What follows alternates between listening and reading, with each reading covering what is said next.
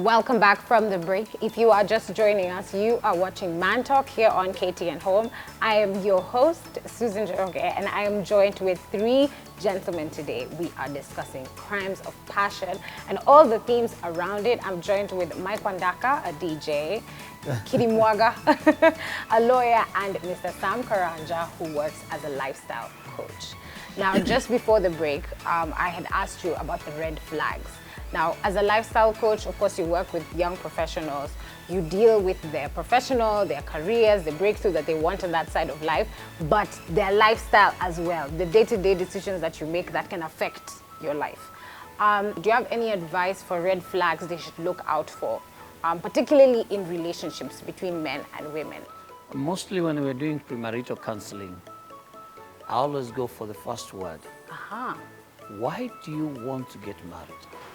Oh, that's a good question. And why do you want to get married to him? Because if you're able to answer why you want to marry her and why she wants to get married to you, then the why is out. Then we follow back and ask, what led you there? Yes. Okay. Before we come to where are you heading? Yes. Because you have to have somewhere you're heading with a relationship. You don't just come and become a girlfriend. We are here 2 years down the line, 5 years down the line. Everything is the same. You know, these days I'm amazed. I found a young couple who have been dating since campus for 7 good years. Wow. And I wondered if it could work. And I asked them a very serious question. I asked them, why do you think after 7 years you'll work out together? How will you work it out together? You know my weaknesses. You understand every weak point of each other. Yes. So how do you come to a mature relationship? Because there is always a friction. Friction is always there. Yes. Either you like it or you don't. We Yes. still have it with my brother here. Yeah. Yeah, friction will always be there. Women are women and they know how to do it. They will provoke you to a certain level. Trust me, men also know how to do the same. Yeah, I'm not saying it's one-sided. Yeah, it's both sides. But women are, you can't lie to a woman. Especially if you're married 2-3 years. Right. You will never. And they can keep quiet for a while. That's true. Now, when it comes to young people, they are taken by age and career. I think if I take Mike is a DJ, I'm an event organizer, we can make it. Yes. They don't think, yes, there is saving in this marriage. There is planning. Yes. Because without planning, then that marriage won't work. There's no way you're going. And when you tell young people like that, they think you came on earth the other day.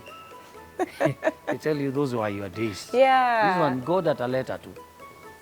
I always tell people, I'm a church counselor. I tell them God made decisions long time ago, and that's why it's written, He is seated at the right hand of the Father. Right. So He says it's finished. It's past tense. And then He handed responsibility over to us. He tells you, as you think, so are you. So what you think is what you become. You will never be above your thoughts. However bright, genius Amazing you are, you will never be above your thoughts. That's true. So if your thoughts are narrow, your relationship is narrow. It's true. That is the real truth. What is your advice for a young couple that's dating? Maybe they're starting things off. Is it, because you picked on something that's quite key, and I've read about this. I can't remember the book, but she's a psychologist and she works with a lot of young people. And she was writing about that decade between when you're 20 and when you're 30, so your entire 20s. And how when you're in that decade, what she's realized with a lot of young people now is we take our careers so seriously. They are well planned out. Somebody knows what they need to do. They know what courses they need to take in order to get a promotion. They know which company they'd want to work in 5 or 10 years. They know if they start a business, you know how they want to start it. But about relationships, they just think, utakutana tu, you just bump into the person and magic will happen. And match and go on. Yes, and in the book, she categorically talks about how young people in their 20s need to realize that if you marry somebody and you have an average marriage for the length of a marriage and you live an average life, this person that you marry, you're gonna spend more time with them than you will spend with your children or you spend with your parents. So this person that you'll marry and be committed to, it's the most important decision you're actually ever gonna make. It will be probably longer than any career you've ever had, any house you've ever lived in. So it needs to be something that people take really seriously and prioritize. Not the way we think, utakutana tu na yeye kwa club, ama utakutana tu kwa supermarket and, you know, the magic will fly. So when we're talking about dating and being intentional with dating, like you're saying, knowing the why do I want to marry this person? Why am I dating this person? Why am I still here? How should young people approach that? Like me as Susan, as a young person, how do I get the correct answer to those questions within myself? That's a good question. First of all, look at your values. Okay. Because without value, there is no planet. Yes. But I want to break it down so that, you know, nowadays we are digital, and when you talk about value, people go, they're like, what is my that? career comes first, you know. Pesa. And you forget, life has no reverse gear. Once you go, there's no turning back. No turning back. It's not a car where you enter the lane, put a reverse, come back. No. When I do premarital in church, I always tell them, I want you to take a paper and a pen, write your values down. Then tell your fiancé or the so-called boyfriend to write his values down. Then change notes. If there is nothing matching, that's a red flag. Right. That's the first red flag, guys. You've gotten your answer. And that one is a dangerous one than when you get into a relationship. Please don't rush for dating. First of all, learn your friend. Be friends. Don't also learn from love making. Be patient in all everything. Be patient. I want to know whether you have any red flags you think people should look out for when getting into a relationship, especially as a lawyer. You know, lawyers, we usually imagine you guys can see the end, the worst of the end possibility. So you would be the best to advise. In your experience, do you have any red flags you'd advise people to look out for, both men and women? Well, the first thing is that a relationship should be an emotional sanctuary for both of you, so that your spouse should be a sanctuary for you. So that the moment they are no longer a sanctuary for you, then that is the first red flag. Right.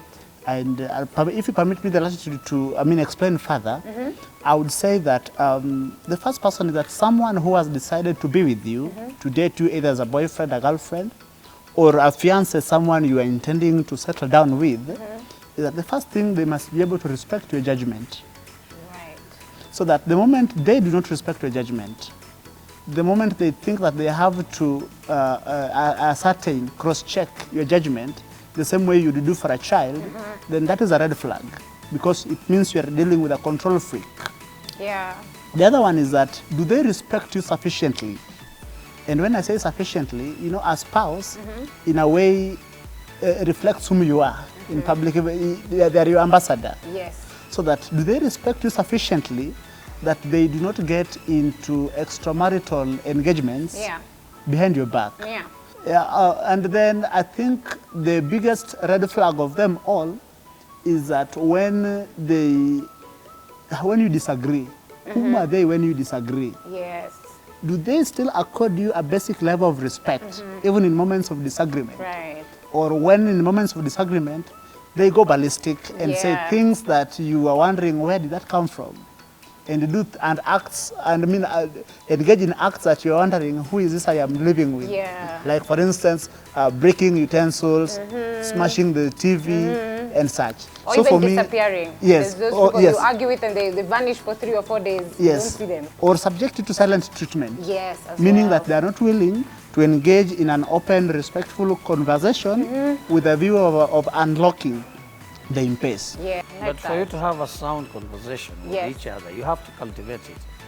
Right. Both people have to be willing. Yeah.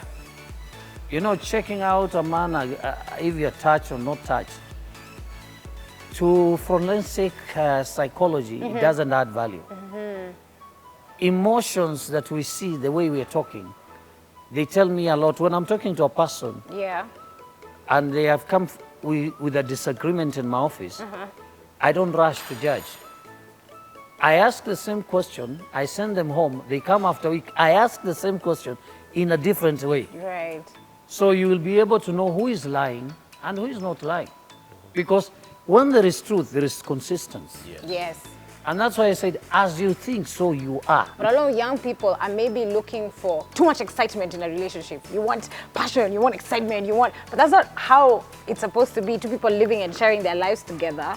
If you're going to do it for a very long time, it should technically actually get quite boring at some point. And that's why it's leading, when you mentioned that, I remember, it's leading to young men to buy these blue drugs. Like they act like Viagra.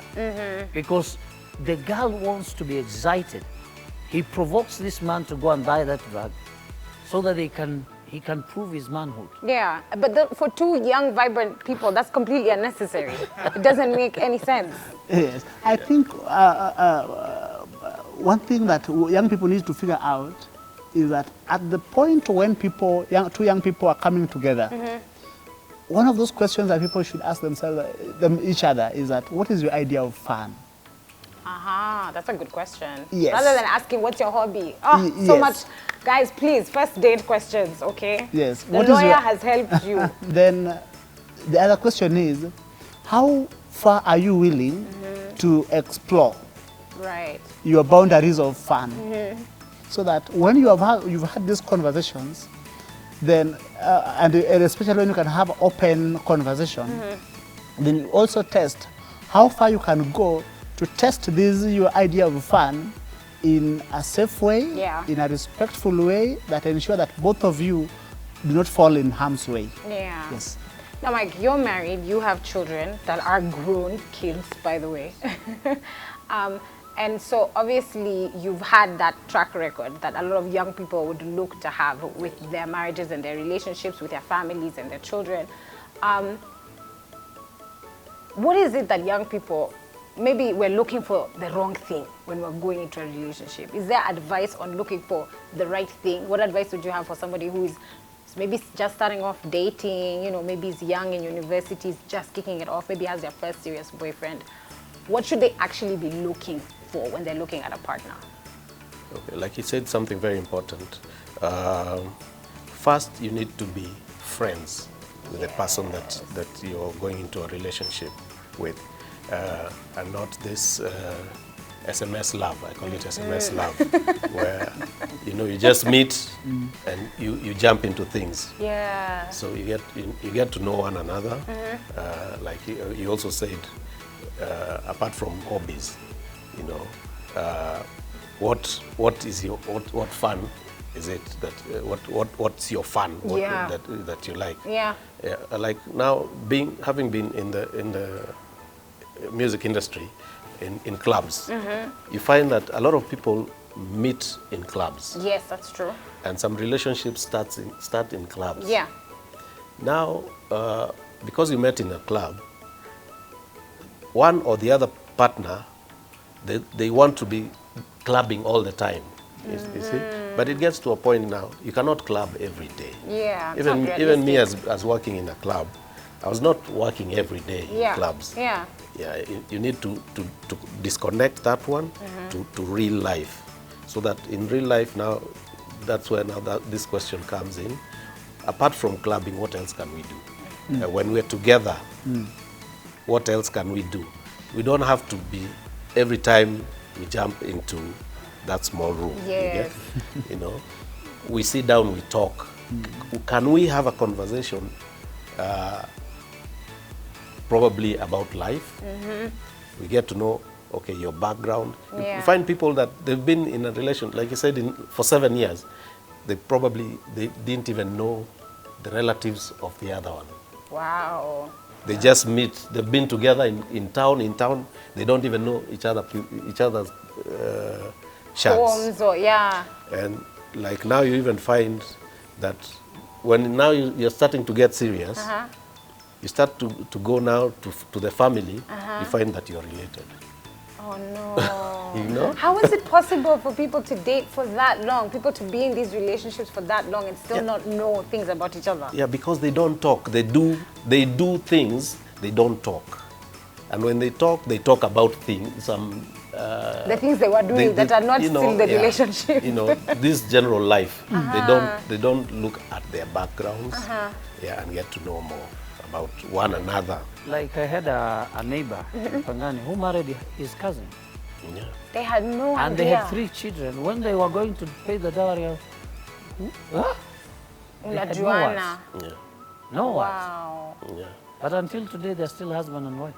Yeah, because now It had been too long anyway. if they've already gotten kids, Oh, wow. You Hey, know. I am learning so Yeah. much today. Now, I want you guys to give advice to young men, particularly men who maybe might have the wrong idea of, you know, how to relate with people and the relationships. We've talked a lot about how there's expectations these days. You're going on a first date, you know, you want the girl to put out. You want her to come home with you. You're going on the second, you know, you're going on the third or fourth date. You have demands of this person that they might not want to give in that relationship. And clearly, these discussions between the young girls and the young boys, there's a conversation that's not happening. Wakiongea, there's a disconnect. What the man wants and what the lady wants, it's not clear. So they get messed up when they're getting into relationships. I call it a relationship of need and want. Aha. What you need, I can provide. But what I want, you can also provide. Yes. Scratch me, I scratch you. Right. Relationship. So it doesn't pay.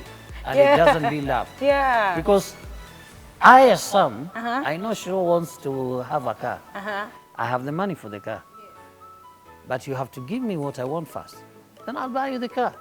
Then we don't call that a relationship. It's an exchange. It's called a want and need relationship. It's out of focus. That's why you find you can't go to your shags with him, Yeah. but you stick together yet because you have not talked and known your values yet. Yeah. Because when you have a value, like he said, when you have a value, you'll discover.